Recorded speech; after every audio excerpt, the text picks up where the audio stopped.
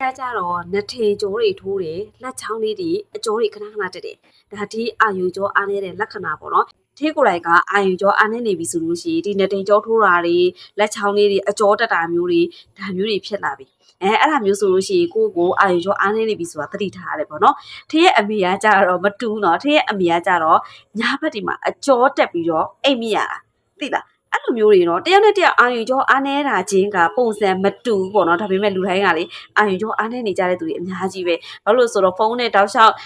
ဖုန်းသုံးတဲ့သူတွေဖုန်းနဲ့အလုပ်လုပ်နေရတဲ့သူတွေပြီးလို့ရှိရင်လှုပ်ရှားမှုနေတဲ့သူတွေဒီလိုမျိုးတွေပေါ့အနေထိုင်အစားတောက်ကြောင့်အာရုံကြောအားနေတဲ့သူတွေလည်းရှိတယ်ထီးကကြတော့နှထင်ကြောထိုးတယ်လက်ချောင်းလေးတွေအကြောတက်တယ်နှထင်ကြောထိုးလာပြီဆိုလို့ရှိရင်လေဒီနှ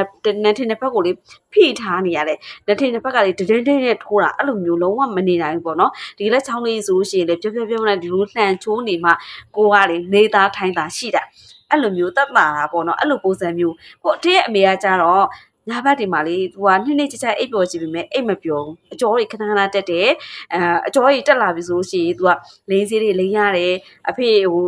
တက်ပြီးတော့နှိမ့်နေနေရအဲ့လိုပုံစံမျိုးပေါ့နော်အဲ့လိုဖြစ်တယ်အဲ့လိုဖြစ်တဲ့ခါကျတော့ तू ကညာဘက်ကောက်ကောက်အိတ်မပျော်တော့ဘူးအဲ့လိုမျိုးတွေဖြစ်တယ်အဲ့လိုမျိုးဖြစ်တဲ့သူ2ယောက်ပေါ့နော်အာယုံကျော်အားနေတဲ့သူ2ယောက်ဖြစ်ပုံချင်းမတူဘူးဒါပေမဲ့2ယောက်စလုံးကအာယုံကျော်အားနေနေတဲ့လက္ခဏာတွေကိုခံစားနေရတာဒါကိုပြောချင်တာပေါ့နော်အဲ့တော့ထေးရဲ့မိတ်ဆွေတော်တော်များများဆိုလို့ရှိရင်လည်းတခုမဟုတ်တခုအာယုံကျော်အားနေနေကြတဲ့သူတွေရှိမှာပဲတချို့ကညာဘက်အိတ်မပျော်တာတချို့ကလည်းဒီနောက်ကျော်တွေတက်တာတချို့ကလည်းဒီခေါင်းလေးအုံတာခေါင်းတစ်ချမ်းကိုက်တယ်အဲ့လိုမျိုးပုံစံအများကြီးရှိတယ်တယောက်နဲ့တယောက်ကအာယုံကျော်အားနေတာချင်းမတူဘူးဒါပေမဲ့ထေးအမေနဲ့ထေးနဲ့ကြတော့ဒီအာယုံကျော်အားနေကြတဲ့သူတွေဖြစ်တဲ့အတွက်ကြောင့်မို့လို့ထေးတို့အတွက်လိုအပ်တဲ့ဖြည့်စွက်စာလေးထိတောက်ပေးနေတယ်သူတို့ကြတော့ဒီအသီးရွက်တွေကိုအများနဲ့မစားပေးနိုင်ဘူးကွယ်အဲ့လိုပုံစံမျိုးဖြစ်တဲ့အတွက်ကြောင့်မို့ထေးတို့အတွက်အာယုံကျော်ကိုအားကောင်းစေတဲ့ဖြည့်စွက်စာဒီနဲ့တင်ကျော်ထိုးတာတက်တာစေမယ်ညာဘက်အကျော်တက်ပြီးအိမ်မရတာကိုတက်တာစေတဲ့ဖြည့်စွက်စာလေးကိုတောက်နေပါတယ်ထေးတို့တောက်နေတဲ့ဖြည့်စွက်စာကြောင့်ရှင်နွေးချမ်းဖြည့်စွက်စာလေးပေါ့နော်ရှင်နွေးလေးနဲ့လက်ဖက်6ထုပ်လေးကိုစိမ်ပြီးတော့တောက်ရတာဖြစ်တဲ့အတွက်ကြောင့်မို့လို့အရန်လွယ်ကူတယ်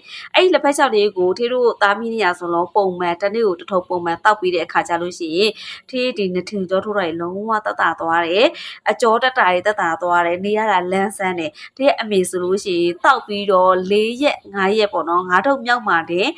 အကျော်တက်ပြီးအိမ်မရတိုင်းလုံးဝတက်တာသွားတာဒါတကယ်ကမှကိုတွေ့နော်ကိုတွေ့မို့လို့ထေးပြပြနိုင်တာဘာလို့ဆိုတော့ထေးအမေဆိုရှင်အကျော်တက်ပြီးအိမ်မရတဲ့သူတယောက်ဖြစ်တယ်အဲ့ရင်တွေးလက်ပတ်ချောင်းလေးကိုတောက်ပြီးနောက်ပိုင်းမှာအကျော်တက်တာကြီးတက်တာလာတယ်ညာဘက်ဆိုလို့ရှိရင်လည်းကောင်းကောင်းအိပ်ပျော်လာတယ်ပေါ့နော်ဒါကိုထေးကလာပြပြတာဖြစ်ပါတယ်အဲ့တော့အကျော်တက်ပြီးအိမ်မရတဲ့သူပဲဖြစ်ဖြစ်အာရုံကျော်အားနေတဲ့သူပဲဖြစ်ဖြစ်ထေးတို့တောက်တဲ့ပြည့်စွက်စာလေးကိုတောက်ပေးကြည့်လို့ရတယ်